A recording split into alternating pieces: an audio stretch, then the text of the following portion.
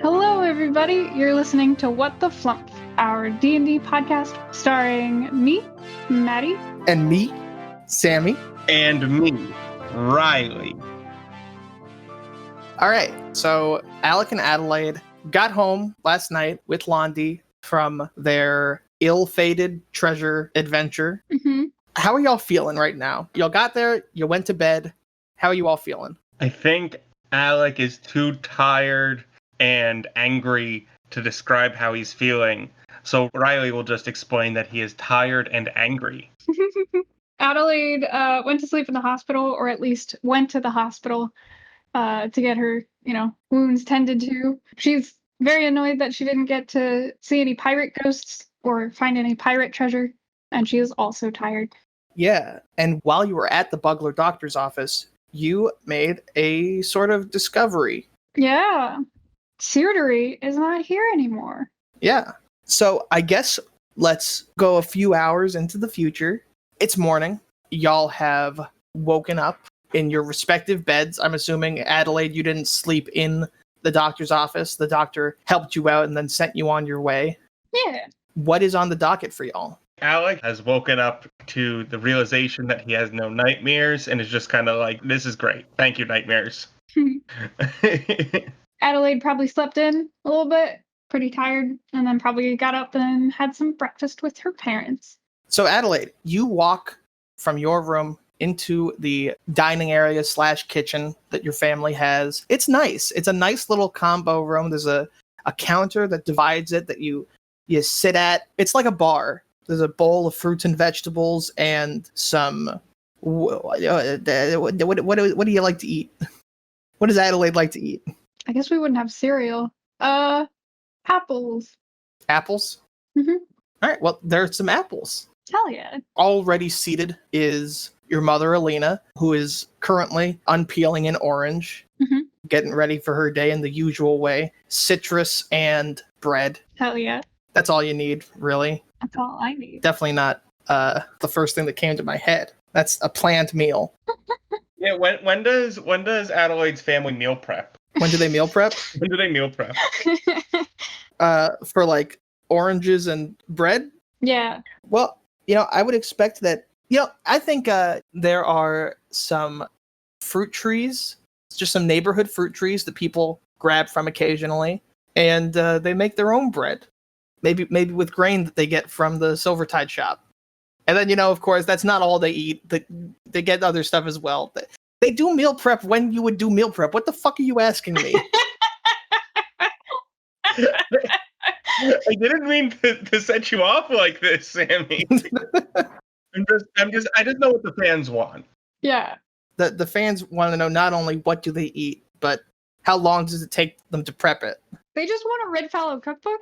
Yeah. Well, tough shit. Your mother, Alina, is sitting at the kitchen bar, unpeeling an orange. Oranges have those, like, pre-sliced inside, right? Yeah. Or am I thinking of something else? They're like wedges. They're all sliced up. I thought you were going to, in fantasy universe, try to explain to us what an orange is. I am real life asking you what an orange is. An orange is an orange fruit that you peel open. And she pops like a nice orange slice in her mouth, turns to look at you and smiles, and you see that all of her teeth are covered up with that one single orange slice. So it's like a clown smile. She smiles and signs to you. Late night? Adelaide signs back. Yeah, it wasn't a good night. I thought I was gonna see a pirate, but I didn't. But it's okay. We got back okay. Also, your teeth look nice today. Thank you. I painted them. No pirate? No pirate. You know Lundy, the map guy? Oh yeah, I know Londi. Well, he said he was going to take us to the pirate thing that Alex Map went to, but he had already been there before, and he got all the treasure from it already, so we didn't even get to go there. Also, there were bugbears that we fought, which is kind of the first thing I've fought. Your mom furrows her brow and signs to you. He took all the interrupts herself. Bugbears? You fought bugbears? Well, yeah. So, he did give us. There was like no treasure because it was like a fake pirate. It's a long story. I don't quite get it, but yeah, we fought bugbears. I don't know why. I still don't quite know why, but they were there and they were angry and they like came at us when we were trying to sleep. Alina realizes that she still has the orange slice smile and quickly swallows it. Did you chew? Did you swallow the peel? No, not the peel. It's the orange slice. What are you talking about? Well, I mean, when people use the orange, the orange smiles, it's usually the peel. Mm-hmm.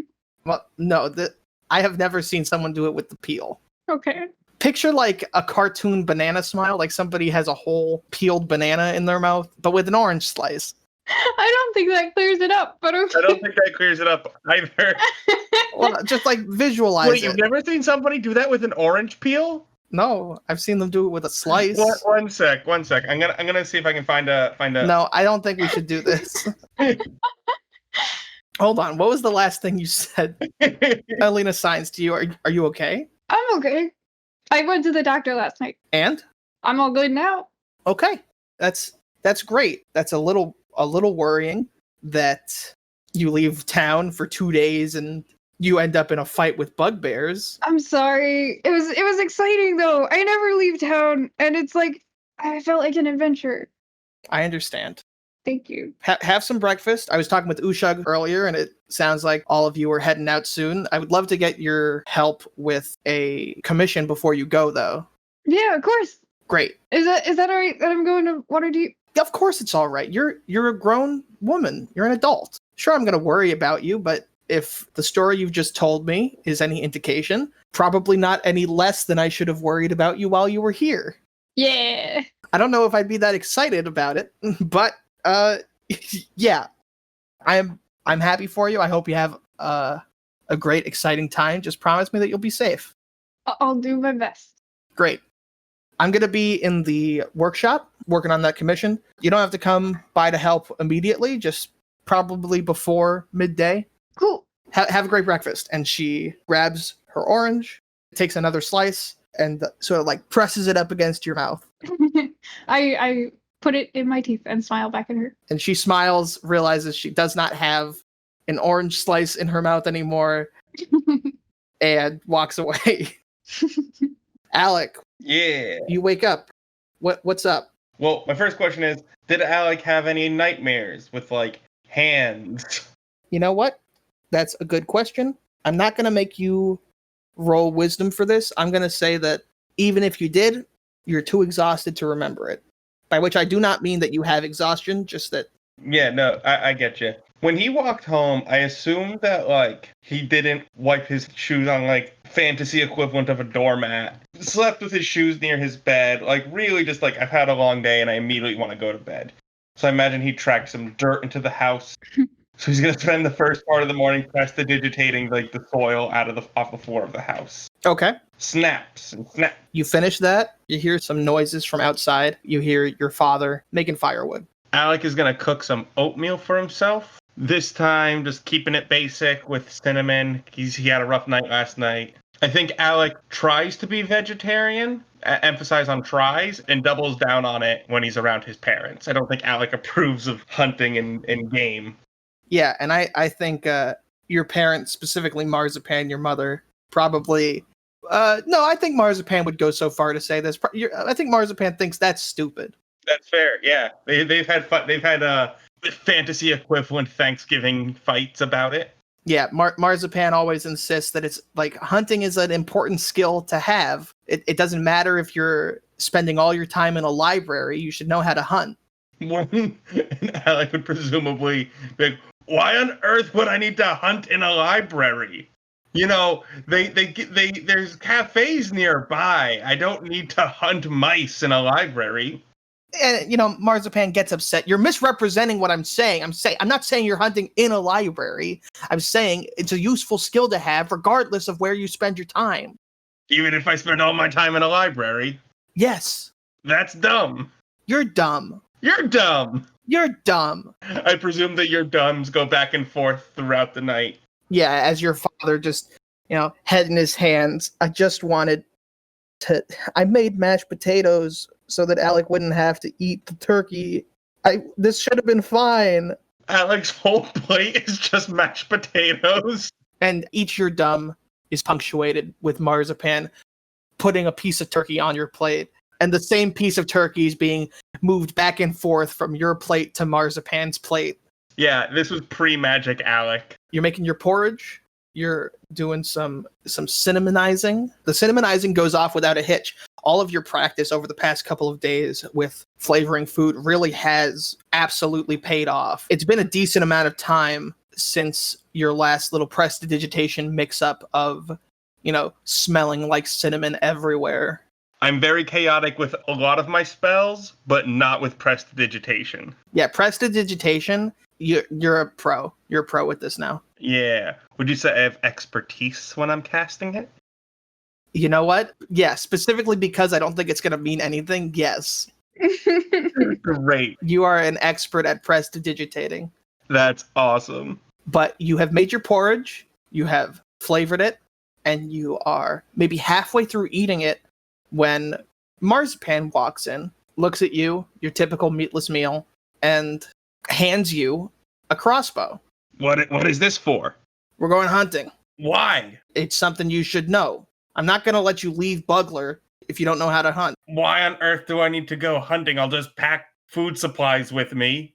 Oh, you're going to rely entirely on the food supplies you brought. Alec, what happens if you are traveling to Waterdeep and you get caught in a fucking storm and you are stuck somewhere on the side of the road for weeks or months and you get lost and you run out of your rations, you run out of your packed jerky. Oh, wait, you wouldn't even pack jerky. You run out of she taps a finger against the bowl. You run out of your oatmeal that you haven't been able to prepare on the road. What possible storm would keep me trapped on the side of the road for months in which no one will come to check up on me? We're going to Waterdeep, the highway. Are you never gonna leave Waterdeep, Alec? Well, I don't appreciate you talking back to me when I'm just trying to make sure that you have the tools that you need to succeed. You son of a bitch. Don't guilt me right now. No, I will guilt you. I will guilt you, and you're gonna feel guilty until you learn how to hunt, okay? If this will make you feel comfortable with me leaving, then I guess I'll go. Great. All right, get your stuff. Alec grabs his backpack and all that, his knickknacks and whatnot. He hasn't finished his oatmeal, I don't think, so I imagine he's going to bring it with him on the journey. Okay, that's great. So Marzipan gives a little bit of a scoff seeing you bring your bowl of oatmeal. And I just want to take a moment to clarify that even though this is sort of an antagonistic relationship that the two of you have, that, it's a relationship of love. Yeah. This is not It's like Malcolm in the Middle. Yeah. This is the episode in which Alec develops a weird obsession with Lizzo. But Marzipan has taken you to a nearby wood that she frequently goes to hunt for not only the food that ends up on your table that Alec does not eat, but also the food that gets cured and skinned and smoked that goes up for sale at Silvertide Sundries. And she crouches in a bush and she motions for you to come join her.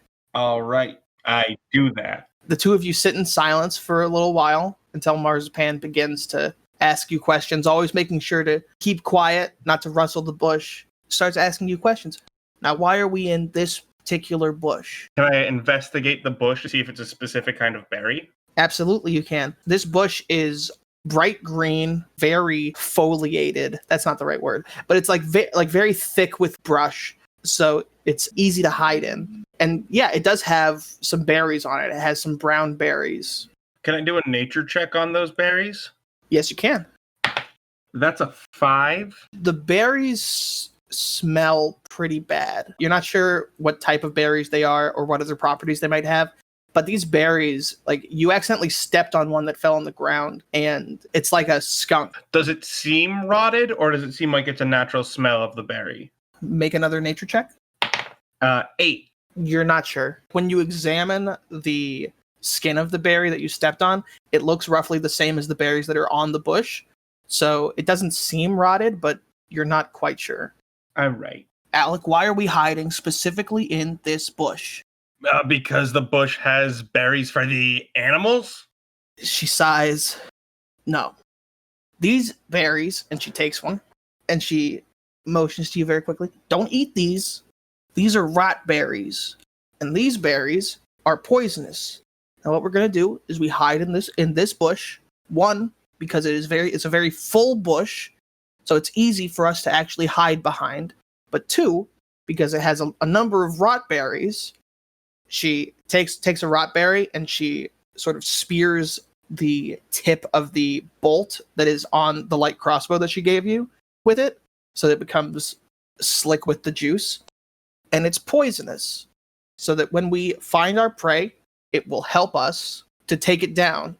Regardless of whether you hit a vital organ or not, if you get rotberry in the system, that animal is going to get very sluggish, and it's going to be much easier to track. All right? All right.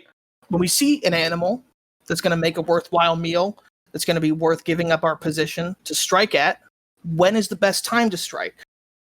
When it has its head down and it's eaten. Yes, very good, Alec. I'm happy to hear that you listen to some of the things I tell you. Yeah. That's when they're most vulnerable, when they're preoccupied with some kind of necessity.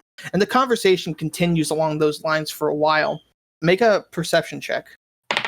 That is a 17. You notice this before Marzipan does, but there are 4 deer that begin walking through the area ahead of you. There's the bush between you, so these deer do not see you, but you see them before Marzipan does. It's 2 fawns, a doe, and a buck. Mom! And then Alec will gesture towards the deer. Ah, good spotting. Try to hit the buck. Okay. You can do it. It's okay. Hold it like this, and your mother takes your hands and she guides you into a sort of proper position and aims you towards the buck. All right. And I roll to attack with help. Yeah, you're going to roll with advantage if you try to attack. Great. And I have proficiency. Oh, great. I'm assuming this is a light crossbow? This is a light crossbow, yeah. Great. Oh. Does a 13 hit? It does, actually. Hell yeah. 1d8 plus dex. They're going to take 7 damage. With the help of Marzipan, you fire the light crossbow, and it looks like it embeds right into the chest, and the buck crumples to the ground. The doe and the 2 fawns bolt off into the forest. Great job, Alec. Oh, great job. Marzipan stands up from the bush, not really caring if she is spotted by any other prey animals. Alec holding the crossbow just definitely feels a bit bad. Alec, make me a perception or arcana check. All right. I'm going to go arcana because I think... Actually, perception. I don't think Alec's thinking about arcana right now. That is a 12. You feel something stir under your shirt. The crystal orb in your chest gets a little warmer for just a moment and then settles back to its normal temperature. Roll one of your hit dice, which I think is a d6. I got 3. You get 3 temporary health. Oh. Ooh. And does that, meta-wise, does that cost me a hit die? No. Cool. As you're preoccupied with that sudden sensation, Marzipan has already made her way over to the buck and begins hollering for you to come over. All right. And Alec is going to walk over, make him smell like lavender again after getting away from all the rot bushes. Mm-hmm. Is the deer still alive? As you approach, you see that this deer is stone cold dead. Ooh. Marzipan explains that either through a stroke of luck or remarkably good aim, you actually were able to fire that bolt directly into the buck's heart, killing it not instantly, but very quickly. Marzipan pulls out the bolt, checks it, and snaps it in half and tosses it behind her into the woods, explaining that, sometimes you can reuse bolts, but that one was no good anymore. And she takes out a skinning knife and asks you, do you want to give it a try? I guess. Just watch me if you want to. I understand that this can be a little tougher if you're squeamish. I guess if I'm the one that killed it. All right. And your mother hands you the skinning knife and walks you through the proper spots you want to hit, how to skin and harvest this deer. Would this be a survival check?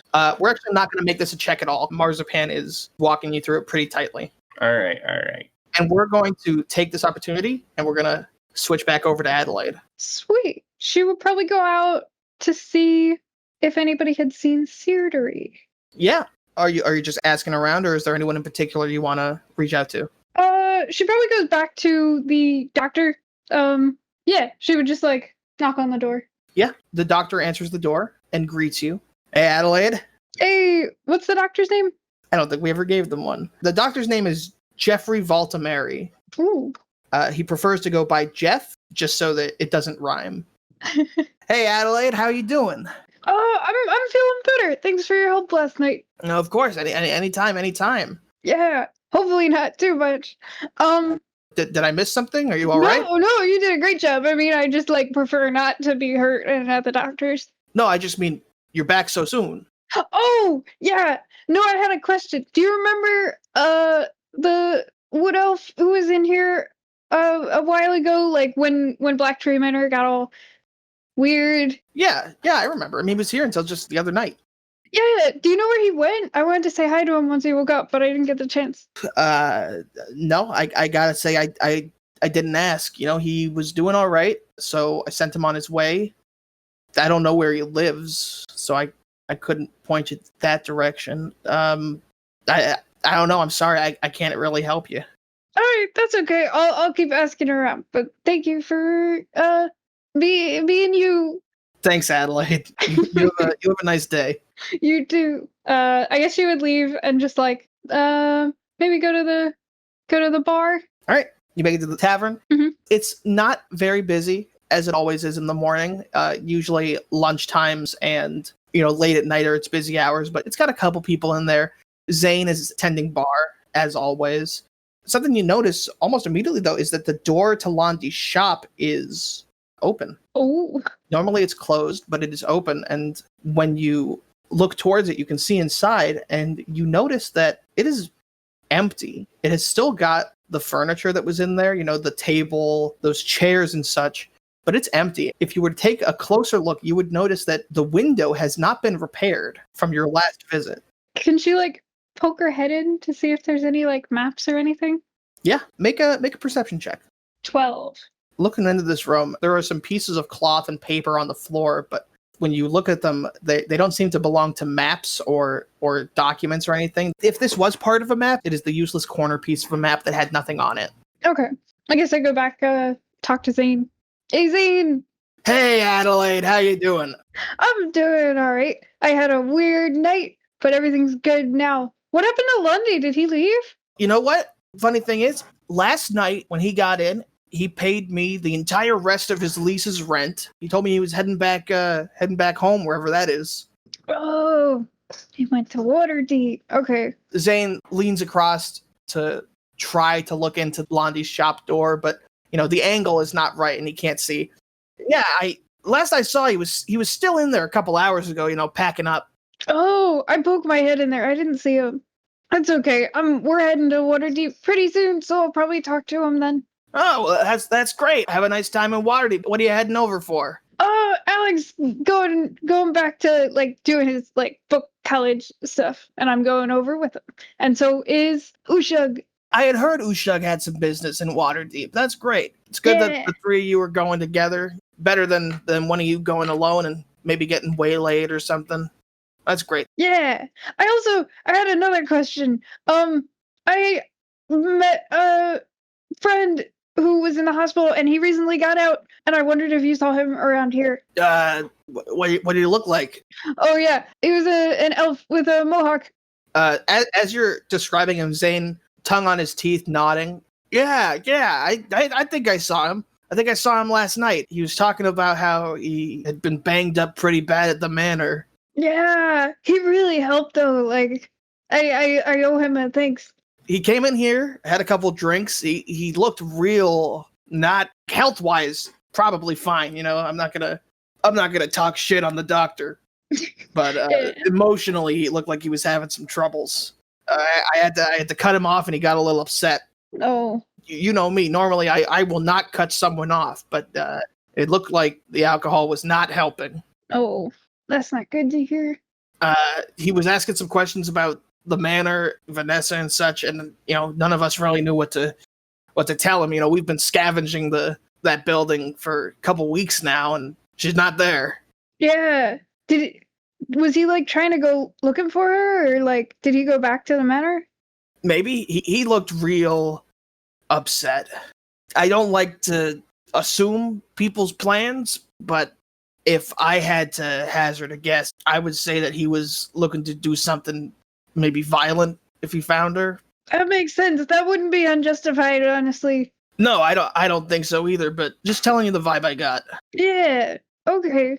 Well, if you see him again, tell him I'm looking for him. Will do. Can I get you anything? I just had breakfast, so I think I'm good. Okay. Well, stop by later and I'll give you something on the house. Yeah, for sure. Oh, so wait, look! I show him my pin. You showed that to me last time you were here.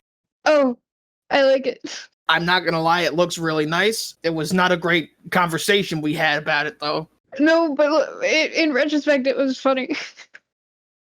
I'm gonna go now. I wash my mugs now. Goodbye! I wash them now. I believe you. That's good. Anyway, it's not every day that people get out of Buggler. So you and Alec and Usha, if you come by, I'll give you a drink on the house or something. Oh, sweet. I'll take you up on that. All right. Bye. See you, Adelaide. Bye. Bye. Bye-bye. Bye, Adelaide. Goodbye. Have a nice day. Bye, Zane. I'll see you around, Adelaide. Bye-bye. Bye. She would be like walking backwards out of the tavern. Make a dexterity saving throw. Oh, no. That's a 7. On one of your buys, you slam your back into the door, Oh, and God. Zane points and goes, "Ha! Yeah, Bye. Goodbye. Bye." She Goodbye, would walk out the Adelaide. door. Bye-bye. Hey, it's me. I'm here with some exciting news. As you may or may not know, our podcast, What the Flumph, has become wildly popular. That's a joke that I hope will age well. And so, we've decided to open a Patreon that, by the time you're listening to this, ideally will be up and running. We have been working on setting it up for a while, making sure that we had tiers that people would be interested in supporting, as well as making sure that we were transparent with what we would be doing with any money and our goals moving forward with the show.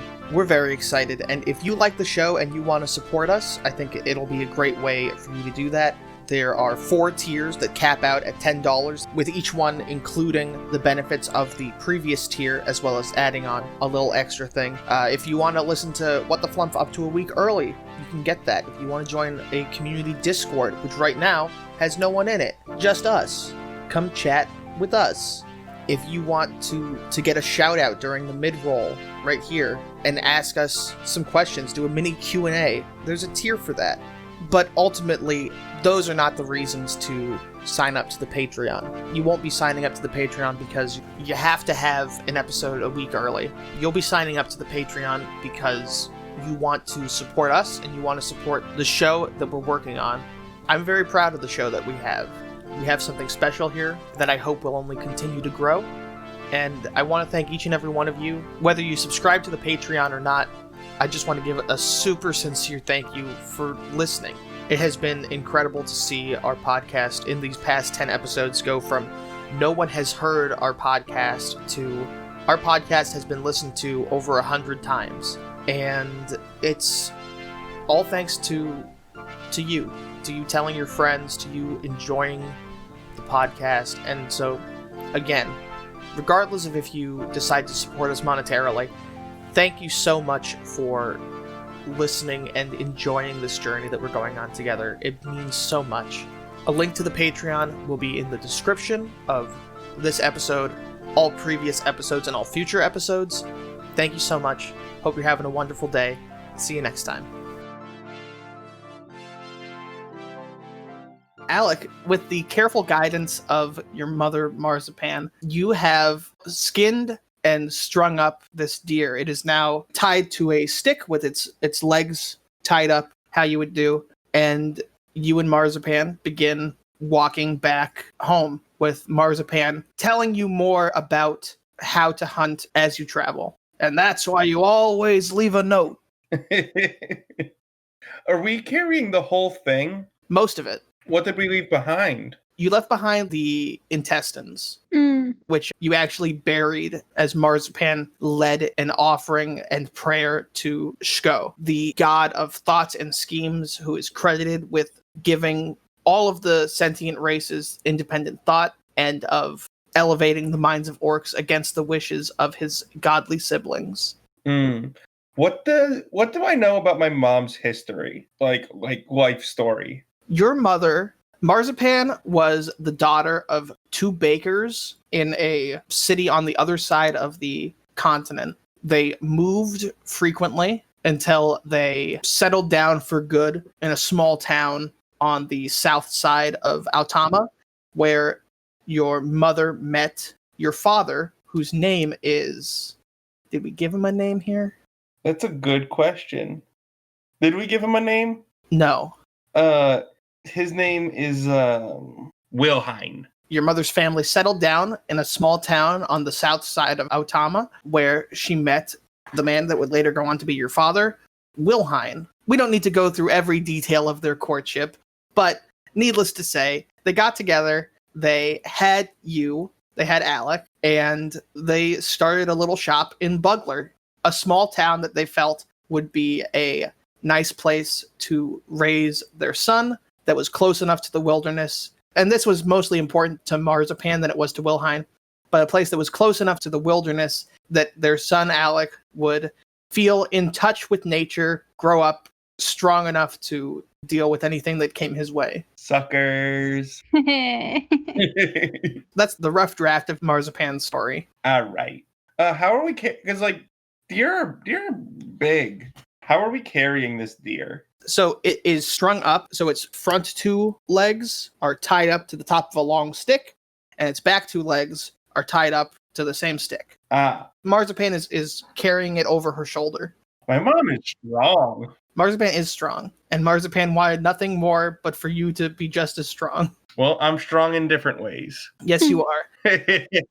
But Marzipan explains more to you about hunting. Although you've heard much of this multiple times throughout your childhood, realizing how important it was to her that you learned this before heading off on your own makes it really stick this time. Riley, does Alec have proficiency in nature or survival? Fun fact, he has proficiency in neither. Well, he does now. In both or just one? In both. Oh, fuck. Hell yeah. And you arrive back at your home. Wilhine is there. He has finished chopping those logs for firewood. He smiles when he sees you. He waves. Hello, Marzipan. Wilhine. They Gross. give each other a little flirty hello. Alec is ignoring that. That's fine. Just an aside, if you notice that I'm not doing voices, it's just because I have a sore throat. You arrive back at your home. You Marzipan rather carries the deer inside, places it on the dining room table that you were eating your porridge on before. It's a wooden table that gets washed regularly. And she turns to you and she says, I know you're planning on leaving soon. There's not enough time for us to cure and smoke and do everything that we need to do in order to turn this deer into something for you to take with you. So, and she walks over to a tall cupboard. I'm not taking meat with me. She sighs. I'll take a little bit for Adelaide, maybe, but not for me. Okay, well, take this for Adelaide then. And she hands you 6 rations of deer jerky. All right. That she had already created, knowing that you were planning on leaving soon. Your father and I actually have a couple other going away presents for you. All right. Wilhine, she calls out, and Wilhine comes back in. Oh, are we doing it now? Yeah, it's upstairs, right? Yeah, I'll go get it. And Wilhine, runs upstairs to the second floor of your home, grabs something, and comes back down to meet you and hands you a book. What does the cover say? It says, History's Greatest Answered Questions. Aww. By Irabel Marwin and Maple Stonebark. Do I recognize either of those names? You do. Maple Stonebark was the name of your sort of like mentor professor in Waterdeep. Yeah. And this is a book, 5 essays and explorations of different questions that at one point was thought that the answer would never be found until, through enough exploration and study, it was. Okay, here's a meta question. What are the odds, since this is one of Alec's teachers that he has like great reverence for, that he has already read this book? So, to make the gift meaningful, I want to say you have not, but high or low? Oh no. Hi. Unfortunately, and it's up to you if Alec even wants to share this information, but you have read this book. Cool. I think Alec is just real happy that he has his parents thought about him and they're seemingly supportive of his career. So he's going to be real happy about that. So yeah, Alec's gonna give his family a big old hug. And you do a big group hug. As you do that, something falls out of the book. Oh. It was lodged in the very back, presumably to be found after you had finished reading the whole thing. Yeah. It looks to be a handwritten note. Oh. Alec's gonna pick it up. Do you want me to wait till I finish the book before reading this? No, you can read it now. All right. And Alec is gonna read the note. The note says, roughly, I did not actually write a note, but I know what it says. Alec, you just finished reading a book of a whole bunch of questions that nobody thought would ever be answered, but they were. I haven't read this book. I look forward to reading it when it is reprinted with a 6th essay and a 3rd name in the authors section. Aww. Marzipan and Wilhelm. And the Marzipan signage is in the same handwriting as the rest of the note, and the Wilhelm is a different handwriting and even a different pen. They did the family gift thing of I'll write the card note and then we'll just all sign for it. Yeah. When you look up from reading it, Marzipan is gone. She just I think she was just a little embarrassed, Alec. That sounds like her. Yeah, it does. We're gonna miss you, kid. Gonna miss you too. I promise when I come back, it will be with mostly good news. Okay, great. Your dad clearly seems a little shaken that in like this ideal there is bad news to give, but brushes it aside as you just being either realistic or pessimistic. And he gives you another hug. And Alec's gonna give a good hug back. There's another present, but I don't know if it's ready yet. But we'll get that to you before you leave. All right, thank you. I think Alec is just going to go to his room, prestidigitate a pencil, and just write a thank you note to his parents. Nice. We're gonna switch back to Adelaide. Yeah, Adelaide probably would have made her way back to her house to help her mom with whatever was going on. Cool. As you approach your home, you can hear the clanging of metal on metal in the forge room as she is already hard at work. Adelaide would go into the forge room.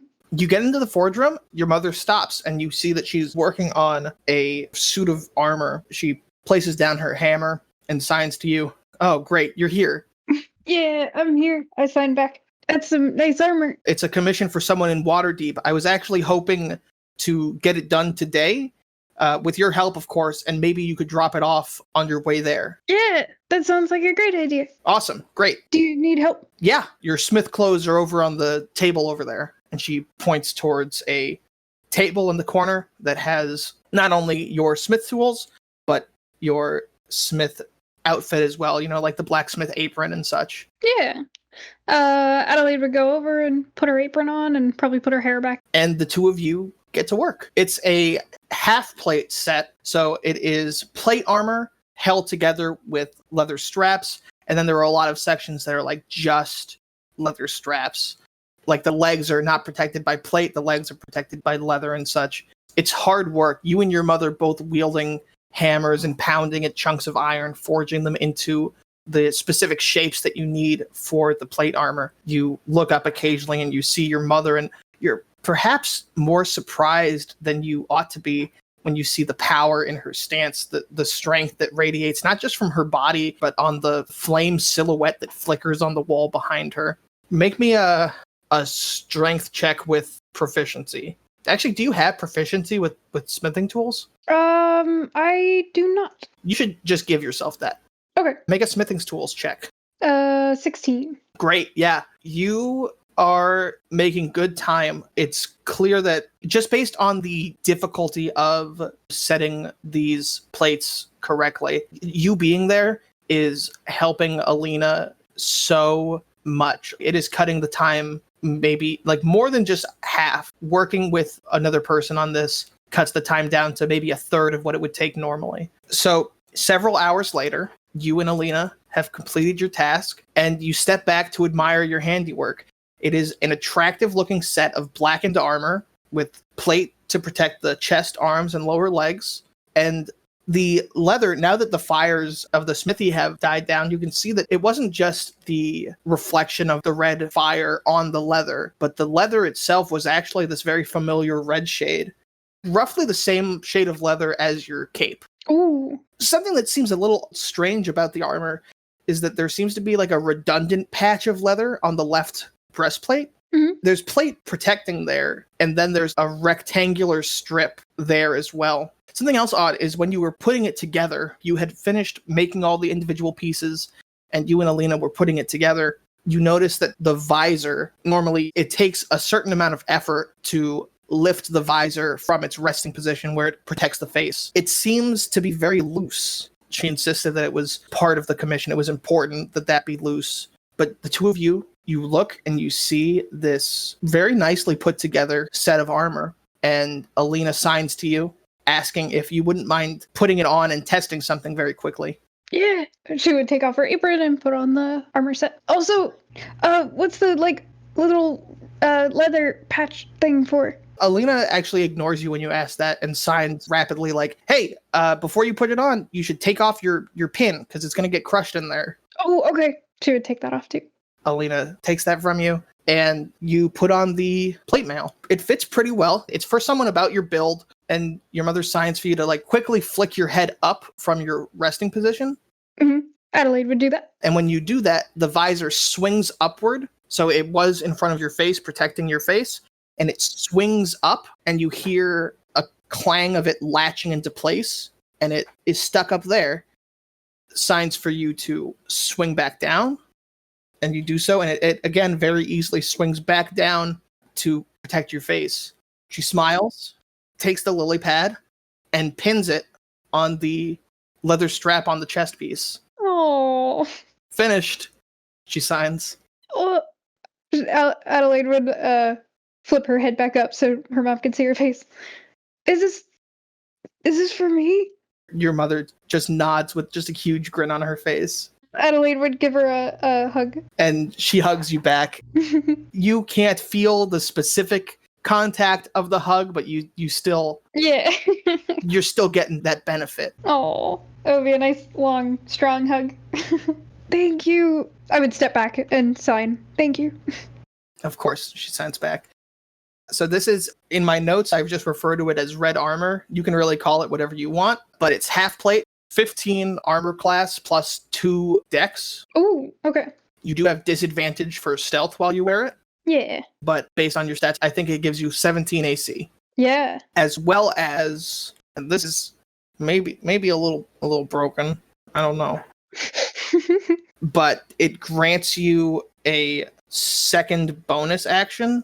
Ooh. Oh my god. But you can only use that bonus action to do one thing. As a free action, you can snap your head up to bring the visor out from protecting your face and latch it up top. That gives you access to a second bonus action, but you can only use that bonus action to make a bite attack when you are shifted. Ooh, that's cool. When the visor is up, you take a 1 AC penalty that gets reversed when you take a bonus action to bring the visor back down. Yeah. So it's at 16 AC with the visor up and 17 with it down. Yes. Yeah. This is so cool. Will you be okay here without me at the shop? Oh, yeah, I have your father. Yeah. Thank you again. Of course. I just want you to be safe and come visit every once in a while. Definitely. And she gives you another hug. And now we're going to collapse the timelines. Mm-hmm. 4 p.m. for both of you. Cool. Alec, was there anything that you were going to do between writing that note and 4 p.m.? I want you to know that the way Alec is writing this note is he's formulating it like a college essay, so it's about 30 pages. Great. No one's going to read it. Yeah, no, it's real long and like slightly incomprehensible. So that takes you the full 3 hours. Yeah. There's one point around page 10 where he's like, well, this evidence that I love you is circumstantial. Allow me to give some less circumstantial examples. And there's like 10 pages of that. 10 pages of like, this is concrete evidence that I love you.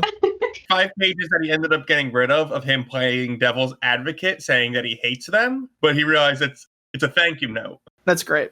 All right, so it's 4 p.m., and I will give focus to whoever wants it. Whoever has a thing that they want to do at 4 p.m. first. I think Alec might just like go to the fields now and do some target practice with Ray of Frost. Okay. Adelaide would probably go looking for Alec to show him her new armor. How long would it take before you went to the fields looking for him? She'd probably check his house, and when he wasn't there, assume he was at the fields. Yeah, you check his house and Marzipan is there. Alec's not here. Alec went to shoot spells at bottles. And she shows you the note. What is this? What the fuck is he trying to say with this? Thank you.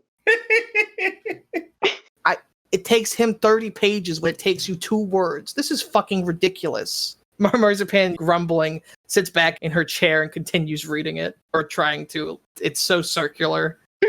I'm picturing like a cheaty type thing. You have spent so long on this, and it is unreadable. Yeah, that is, I think, the long and short of it. There is like heartfelt moments that like might keep Marzipan like going along. Yeah, that's why she's still reading it. But like a lot of it is just nonsense. So the two of you see each other at the fields. Alec! Adelaide! Look at my armor! Oh shit! It's the fancy! That is real fancy. How are you? I'm alright. I'm just shooting bottles. Nice! And I'm doing pretty bad right now. Oh no! Luck of the draw and all that. Why did you give your mom that note? She was very confused. I knew she wouldn't. I'm trying to discuss the nuances of how I appreciate her. Okay, that's what I thought. My parents gave me a book. Don't tell them, but I've already read it. I am really happy about the thought. Yeah. When were Alec and Adelaide and Ushag going to, like, when were they deciding on leaving? It's up to Ushag, based on the last conversation. Okay. Do you want to talk to Ushag about leaving tomorrow morning? Yeah. One thing I wanted to try and do before we leave was talk to Siri, because he was out of the hospital, and I was trying to look for him to say thank you because he was really helpful. And then I talked to Zane, and Zane said that he was sad and upset, and I wanted to make sure he was okay because I felt bad because I kind of asked him to help, and then I kind of got everybody killed. I do wonder where he ran off to.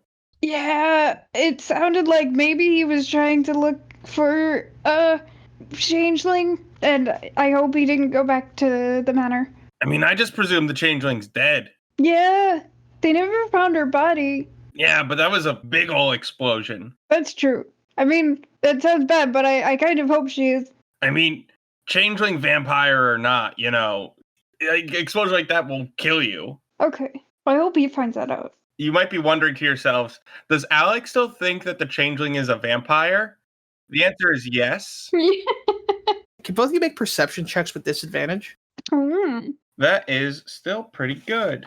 Oh no, I rolled a 5 and a nat 20. Rough. So I got a 7. 17. Speaking with Adelaide, Alec is facing the town, and he sees a figure standing in front of the manor. Oh, someone's over by the manor. Ooh, I wonder if it's Sirdery. I kind of want to go check. Let's go check. Yeah. So the two of you make your way to the manor, going through the town and up the hill that it sits upon. And as you get closer, you see that it is, in fact, Sirdery. He is standing in front of the manor, staring up at it. Sirdery? He turns to look at you and turns back. Make a perception check. 19. 14. He's shaking. Are you okay? No, I'm not okay. He speaks in a voice that you don't really recognize it as Sirdery. The Sirdery that you knew was full of confidence, even when being explained to that he had a stupid plan for robbing people. He had a voice and an aura of confidence and sort of this strange criminal joy, and none of that is visible or audible on the Sirtari that you see ahead of you here. What are you doing? My friends died here. They're all gone. Every one of them. And they get a funeral? Did the town give them a wake? No. Nothing. Lassery gets a wake, but 5 people that died trying to... We fill Olam's belly just as much as Lassery does, just as much as everyone in that town. And we get nothing. Do you want to have like a wake with us? I was going to have my own sort of thing. Okay. Both of you notice that next to him on the ground are a number of canisters of, based on the markings on them, seem to be canisters of a flammable liquid. Sirtari, you're not gonna light yourself on fire, are you? No, I'm not going to light myself on fire. Are you gonna light the house on fire? He doesn't say anything. I'm not gonna stop him. No. Do you mind if we, I don't know, look around the house for anything useful before you do it? He takes a hand to his eyes and he does like a rub, like he was about to start crying and he didn't want to. Mm. He says, No, I don't mind. Just if you could spread some of this around in there while you're looking. And he gestures to the canisters. Yeah, we can do that. Yeah, Thank you. And he picks up 2 canisters and he starts walking in. I would follow. Alec is also gonna follow. Are y'all picking up canisters? Yeah. This is like an out of character question, but Sammy, what god did Sirtari say his men worshipped? He mentioned that his friends and him by extension, that they fill Olam's belly just as much as Lassery and the people in town. Olam is the god of death and release, who assumes responsibility for the dead. It's said that when people die, their souls are interned inside Olam's stomach, and one day there will not be enough room, and Olam will burst, letting loose the dead onto the earth, causing the end of time. Some people do worship Olam, although Sirtari did not mention whether or not he and his group did, and the hope is that worship will serve to strengthen Olam's belly, allowing him to house more souls. Okay, cool. You approach the entrance, and you see... You remember the mahogany door with the crystal knocker, although it's no longer there. Ushug has it and has been doing good work with it, turning it into this strange disc. You see tipped over potted mango trees. Most of the mangoes have been probably taken to feed people or maybe plant a mango tree of their own somewhere in the town square. You see some squashed mangoes that have been carelessly stepped on. Then there's those large windows that looked into the library and the dining room that are completely shattered. That all makes sense. You enter the entranceway, which has what is going to be a theme as you explore this manor. A destroyed wardrobe, empty of the cloaks that it once had, with some purple tatters. And then the main hall that actually still has the stage that Winifred Montague performed on, but the fountains have been crushed and torn apart. Makes sense. You see in one of them, you see the corpse of one of the garroter crabs. Oh. Oh. Is the sunroom still there? All the rooms are still there, yeah. Stepping into the main hall, you also notice a trail of presumably the liquid in the canisters beginning in the center of the room on top of the stage. It trails up the stairs to the second floor where you see Sirtari mumbling to himself as he spreads the flammable liquids into as many rooms as he can. I guess Adelaide would also be pouring out the liquid as she went along. Yeah, Alec as well. Alec's gonna check the upstairs of like the office and stuff and like check all the rooms to see if there's anything like noticeably powerful or just interesting doodads and whatnot. Yeah, and Adelaide, where are you heading? I think to the sunroom to see if there were any of the like crystal pieces left. Yeah. So I'm going to resolve Adelaide stuff first, just because it's closer and easier to notice. Walking into the sunroom, you see a lot of those shards of broken chairs, and you see a stain on the floor in the center of the room, the stain of the mango wine that was dropped there as part of whatever ritual you interrupted all those weeks ago. Without anyone to clean up after it, it has stained into the floor You do see some shards of glass and crystal, although when you examine them, make an Arcana check. That is a 9. They don't seem to have any power still within them. Mm-hmm. Adelaide would probably pick one up to give to Alec. Alec, you are spreading gasoline or oil or whatever this is into the main office. You walk in, you see the broken wall from the guest room that you busted through. Much like the rest of the house, a lot of the things that you remember being in this room aren't really there anymore. And the things that are still there are battered and broken. Roll an investigation check for me. That is pretty good. That is a motherfucking 19. Underneath the broken desk that the changeling was using, fall into the corner underneath, you find a journal. Looking through the journal, it appears that this is the journal of the actual Vanessa Blacktree. Ooh. Most of it is gossip about other royal families and such, other nobility.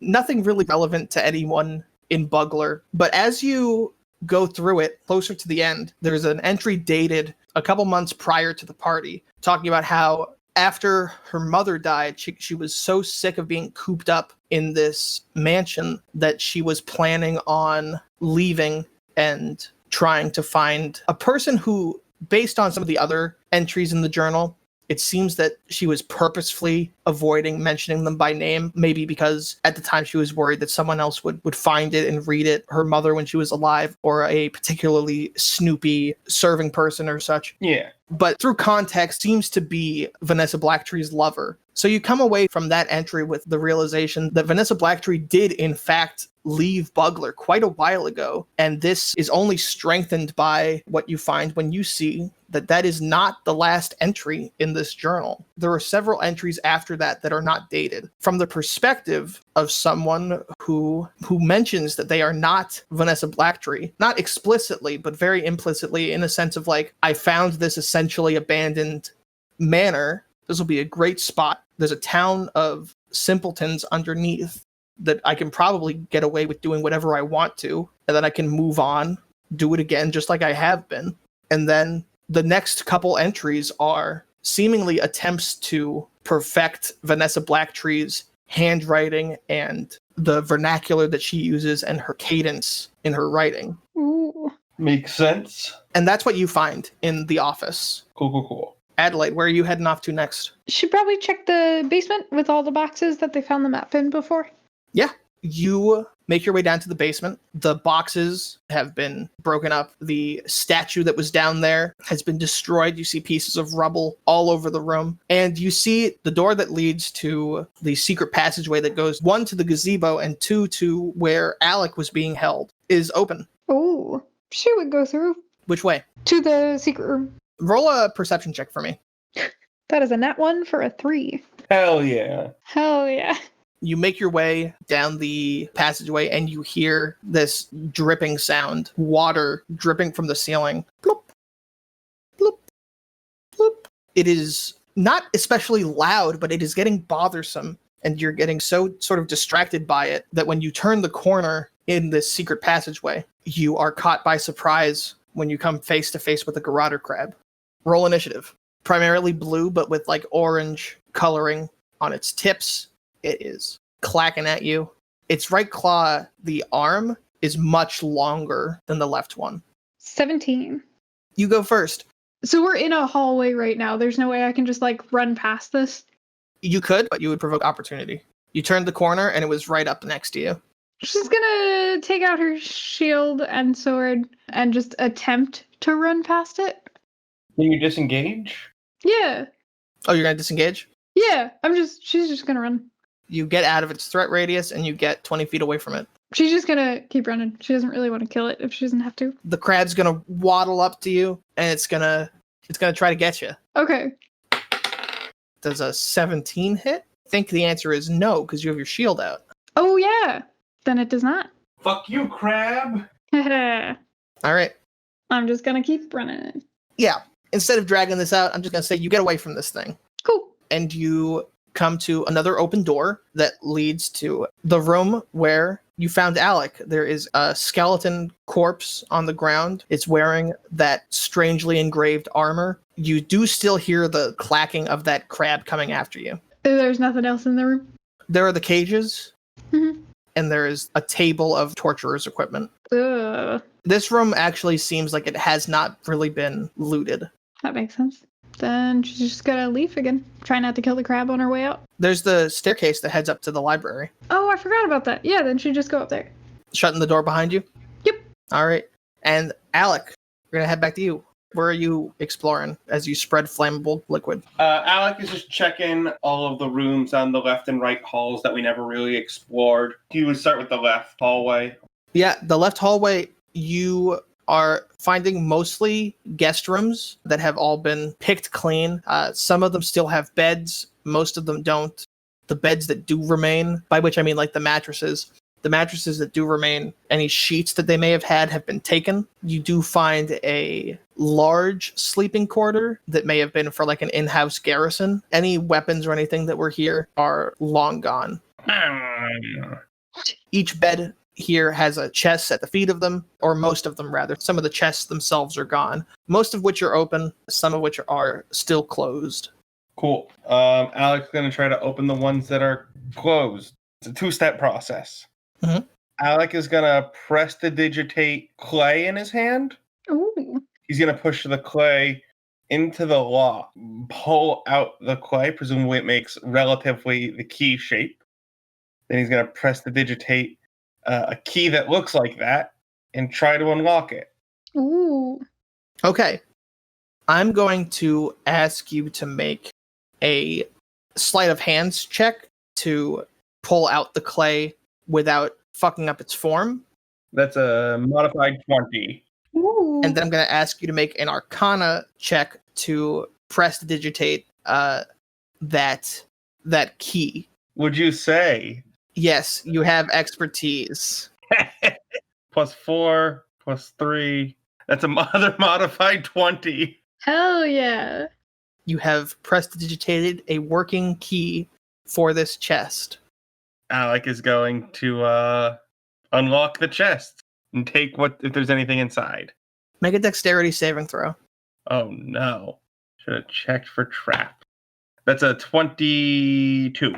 I'm rolling real good right now. As you're opening it, you sense something sort of rattling inside, and you duck your head to the side as a sort of slingshot shoots marbles at where your head was. Makes sense. Looking inside the chest, you see a small pouch that has 68 silver in it, and a note that says, "I told you to stop going through my shit, Gerald." There is one other chest in this room that Alec has... is going to do the same thing with this chest. Cool. Make the sleight of hand and the arcana checks. All right. 19 on the sleight of hand check, and the arcana check is a 17. Yeah, you are able to open it. Great. Before Alec opens it, he's going to check for traps. Okay. Make a... What is that? Investigation, I believe. Yeah, make an investigation check. 17. It is trapped in a much similar way to the other one. Cool. Alec is going to open it, but he's going to be standing behind it. You open it, and it shoots marbles towards where you would have been standing. Makes sense. Inside this chest is only a note sending ill wishes towards someone named Gerald, who must have made a habit of going where he was not wanted. Based on these notes, like the wornness of the paper, how old are they? These notes are maybe 4 to 8 months old. Okay. Is there like a nearby like bag for me to put stuff in, like a coin pouch or something? Oh, I'll just use the coin pouch that I got from the for the 60 silver point. Take out the 68 silver, I'll put it in my just general wallet, and I'll use that to hold all the marbles. Oh, you're taking the marbles? I'm taking the marbles. You are able to fit about 40 marbles into that bag. Stunning. We love to see that. All right, Adelaide, Mhm. you have entered into the library. Many of the books are no longer there. There is still the occasional book. When you take a look at it, you see that these books have been left because they were fucking boring. These are like encyclopedias and shit. Are there any that Adelaide would think Alec would like? Make an investigation check. Okay. That is a modified 20. Yeah, you find a book called History's Greatest Answered Questions. She would pick it up. And you're like, yeah, Alec would dig this. Yeah. Sweet. She picked that up and probably go to see either where Sirdery or Alec was. Alec, you got anywhere else you want to check out? I think Alec is good now. He has marbles. As Adelaide, you leave the library, and Alec, you leave that barracks quarters. Sirdery himself also leaves a room on the right side of the second floor. He tosses 2 now empty canisters over the side where they collide with each other on the ground near the stage. You all, you two run into any trouble? There's a crab down there, but they should be fine. Do you want to get it out of the house? It's in the basement. I don't think it shouldn't burn, right? Well, it still might kill it. Oh, I mean, that would be best. I would prefer not to kill it. Yeah. Can you show me where it was? Yeah, it was in the room. You got trapped. Or near the room. I have an idea. Alec is going to make like a chum fish smell very similar to when he was fishing to attract the crab out of that room. The doors are closed.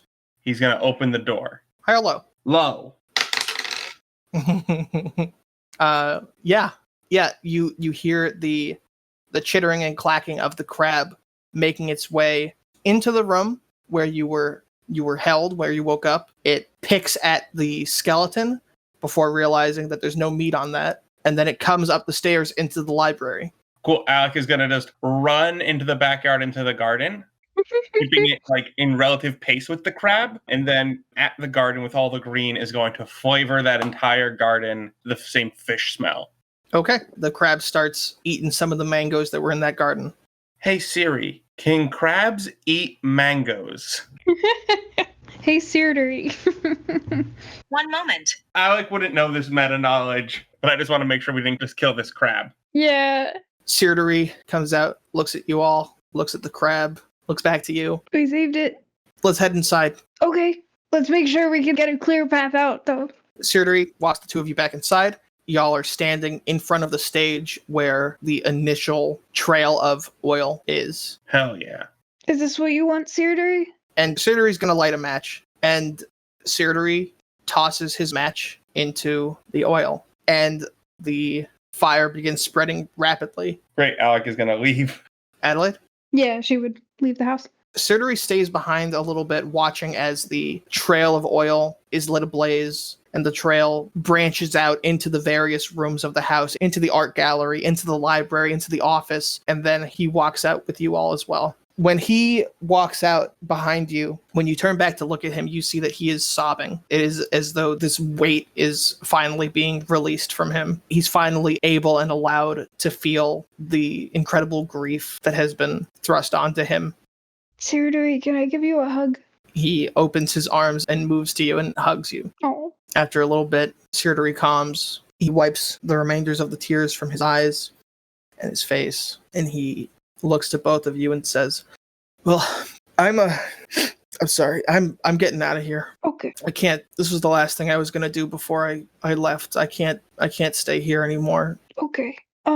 Thank you for helping. I know you probably don't want to hear that right now, but thank you. And if you do need anything, I owe you something. Thank you. Mm-hmm. Just I'm just gonna try to keep them in my heart as I move on, as I move forward. And I know you didn't really know them, but they were good boys. He lets out a long sigh. Thank you both for helping me with this. Yeah. I'd say any time, but we only have one mansion. And as if to punctuate that point, the roof collapses. I've never seen a building on fire before. Sirdery sits down and watches the mansion burn. And if y'all want to join him, you can. I think Alec, out of fear of getting in trouble, will probably walk home, avoiding main roads and all that. Avoiding the paths that will make people see you and be like, "Hey, Exactly. did you do that?" I think Adelaide would say goodbye to Sirdery and let him be there and probably go home. Y'all head home. It's about 6 o'clock. You see Ushug outside of her house. Ushug actually... Yeah. Oh, okay, yeah. Ushug catches both of y'all as you're walking away from the manor, points at the fire, looks at you, She puts a finger over her lips like, I won't tell. Alec shrugs. Maybe. I'm glad to see y'all. I actually had a question. I am done with the work that I had to do before we headed out. Are y'all good to head out tomorrow? Yeah. That's great. And I know that the treasure hunt didn't really go as you planned, so I thought I might hire the two of you on as caravan guards for this journey. It's not going to be just paying y'all to be friends. You know, you're going to be keeping me and the merchandise safe, but thought y'all could use it. Yeah. Yeah, that sounds good. Mm-hmm. I'm thinking five gold each for the travel. Yeah. That sounds great. Also, Lundy mentioned he might be able to find us jobs, but I don't know if he was being sarcastic. Well, Londy's kind of sketchy. I know. Yeah. I don't like him that much. That's justified. But thank you. That would be great. I'll see the two of you in the morning then. Yeah, you two have a great night, and see you tomorrow. Yeah. And Ushug heads into her home. Alec. Yeah. Here, I found this book. It looked like something you would like. And also, here's a piece of the crystal. It didn't seem magic, but also I don't know. It'll be good to study. Thank you, Adelaide. Yeah. And she hands you a small shard of the crystal and a copy of History's Greatest Unsolved Mysteries. Alec is just happy to have gotten a gift. Nice. All right, and you each head home. Mhm. Both of you, when you get to your house, you see a letter on your doorstep. Great. Alec's gonna check for traps. All right, roll investigation. That's a 12. You don't find any. Great. Whether that means that Alec feels safe to open it, that's up to you. Gonna open it. And y'all are separate from each other Yeah. right now. Great. And Maddie, what does Adelaide do about this letter? She would just open it. Cool. Riley first. Alec, keep reading. This is important. You are going to need work in Waterdeep, so you should go to the Twinkling Eye Tavern to look for it. It's good for contacts and cheap beer. Plus, I'm not welcome there anymore, so you don't have...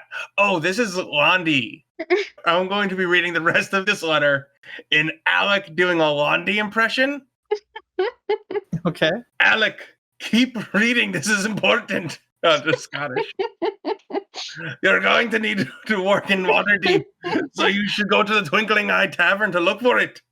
It's good contacts and cheap beer. Plus, I'm not welcome there anymore, so you don't have to worry about me being around. If you get hard up for work, you can contact Xanathar's Thieves Guild by my name and the signature for this letter.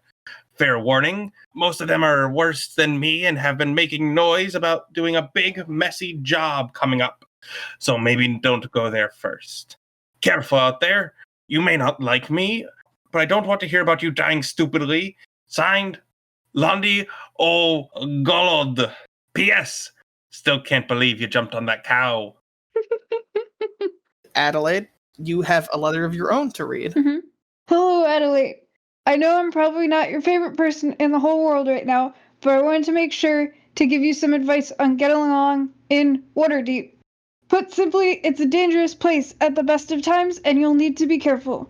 You're going to need a steady supply of coin, so I'd advise looking for work at Twinkling Eye Tavern.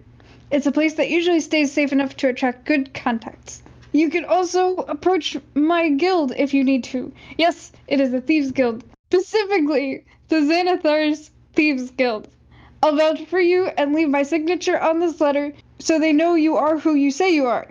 They've been making noises lately about a big job for people who don't mind getting their hands dirty. That's not me. Check around the old Zablob shop. I don't know what Zablob is. Word to the wise.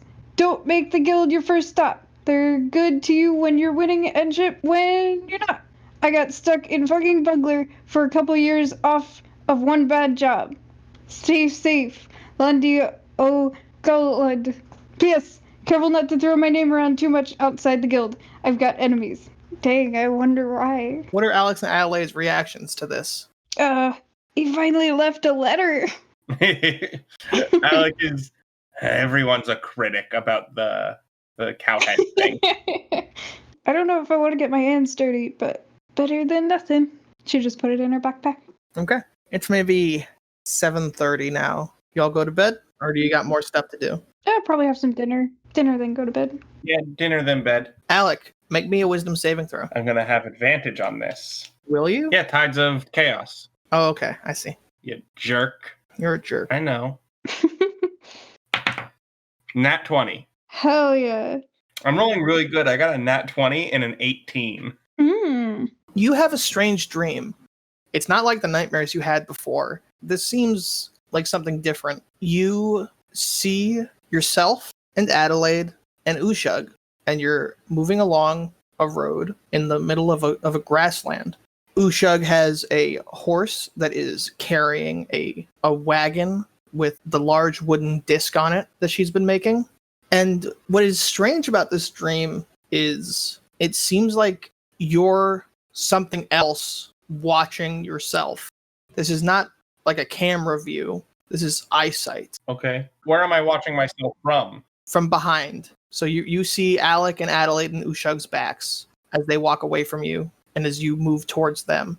And Alec is about to turn around and you're going to see each other's faces and you wake up. You both wake up well rested and prepared for the journey ahead. Adelaide would go down, say hi to her parents, get some food. When you get downstairs, your parents are actually not there. Oh. There is a plate with your favorite breakfast meal on it, which is Apples and bread. apples and buttered bread, Mhm. but your parents don't seem to be home. And the same for you, Alec. When Alec gets up and heads downstairs, he sees a bowl of porridge, and the bowl of porridge seems to have actual cinnamon in it, but your parents are not there. Can I do a perception check to see if there's anyone nearby watching? Yeah. That is a 19. There's no one in the house with you. All right. You don't hear the creak of floorboards or anything. Can I check to see if there's any hidden scents or anything to make sure the food isn't poisoned? Yeah, of course. That would be, I guess, perception or investigation. I'm going to go investigation. That's a 13. It doesn't appear to be, although looking at it, you would say that there seems to be a little too much cinnamon. Alec is going to press to digitate the cinnamon a little bit down. Basically, I think I can deflavor something. Yeah, you can do that. Then I eat the cinnamon. Just the cinnamon? No, I eat the oatmeal. Yeah, it tastes good. Honestly, not as good as it does when you press to digitate it, Mm-hmm. but good. Yeah, great. I'm going to eat, and then I'm going to sit there for 15 minutes to see if any family members come in or anything like that. All right, Adelaide, what about you? She would eat breakfast and then check the shop to make sure her parents weren't there, and then probably go to her room and just pack the rest of her stuff. All right, 15 minutes have passed. Make a perception check. 6. Yeah, you don't hear or see or any trace of anyone. Alec is going to go up to his parents' room and knock on the door. There is no response. He's going to open the door. There's no one in there. Does it look like there are any presents in there, half built? No. It's probably a surprise party. Alec is going to walk down the stairs and walk to the shop. Is your shop separate from your home? I thought it was. I thought it was only the town square. I had been thinking of the shop as being part of the house. All right, then I'm going to check the shop part of the house. Again, there seems to be no one here. Make another perception check, though. 13. You do hear a voice that seems to be your mother, who is angrily sort of whispering to someone, "I'm sorry, normally he's up by now." Alec is going to go follow the voice, but act like he doesn't hear anyone. All right, Adelaide. If she couldn't find her parents, she would probably head to either Ushug's or Alec's house. So both of you make your way outside. On the road near the exit to town, you see Ushug with a horse with the large wooden disc on it. And to one side of her are Adelaide's parents, Alina and John. Cha. Alina and Papa John. And to the other are Alec's parents, Marzipan and Wilhine. And upon seeing both of you, everyone sort of yells out, "Hey! Hey! Adelaide!" And Marzipan looks at Alec. "You're late." Alec! Are you saying your own name? Yeah. Alec, you're late. Well, how is he late? It's good to see you too. I told all these people that you normally get up at about 7:30 and you're out the door by 8. Well, it was real spooky this morning, not seeing anybody in the house. Well, you're here now. We all wanted to see you off on your journey. Yeah. Well, thank you. Plus, we still had that last present for you. And Marzipan takes from behind her back a quarterstaff. What is this? It's for you. Thank you. Looking at the quarterstaff, you see that it has fancy lettering all around it, like maybe runes or something. Mm-hmm. And Ushag says, "Do you like it?" I love it. I told y'all you would. Marzipan says, "Yeah, we hired Ushag to make that for you." Thank you, Ushag. Ushag says, I didn't know any like magic lettering or anything, so I just really I took and she points at the large disc. I took the engravings I was putting into this and I just threw it on the quarterstaff. So it's not magic, but it looks pretty cool, huh? It really does. Thank you. Adelaide, your parents have pulled you into a hug. Aw. They're saying their goodbyes. Alec, Wilhine has pulled you in for a hug. Marzipan does not. Alec will take a hug from Wilhine and then reach his arms out to his mom for a hug. And she will give you a hug now. Marzipan, as she's hugging you, turns to Adelaide's parents and says, "You know, we got to thank you for this. I think your daughter's been a good influence on our son here. You know, he's finally getting out into the world." And Alina signs back to her, "Really? Because I was thinking the opposite, that Adelaide was a bad influence on your son." To which Marzipan says, "What?" Because Marzipan does not know sign language. She said I was a bad influence. Still, preferable. Yeah. Preferable to him sitting on his butt writing all day.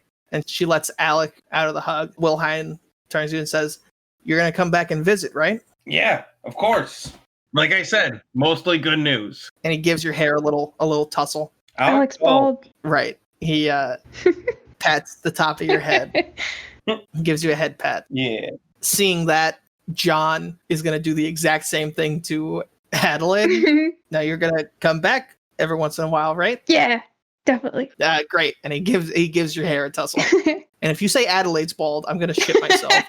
She is not. And then Ushag says, "Well, I'm really sorry to cut this short, but we got to leave about now if we're going to make good time." All right. Adelaide would grab her pack and everything and head over. You all have all your stuff? Yep. Alec? Yeah. Ushag, look at my armor. That's pretty bitchin'. It is. With your parents waving goodbye and watching you as you depart, you leave Buggler and head off on your new journey. Yeah. Yeah.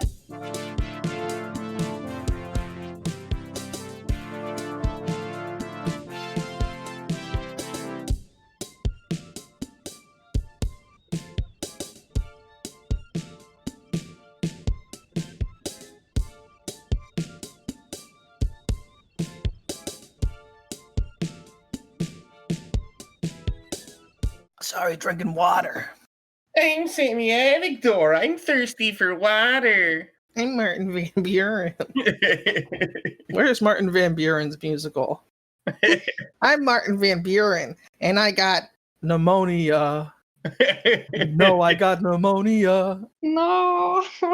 Sammy, you just have to fucking watch that musical now. I won't. I don't want to. I don't want to watch You it. really do. You need No, to get it I out don't. of your system. I'm making fun of it. No, you're at a certain point. I don't think you are. Fuck you. We're done with this. Okay.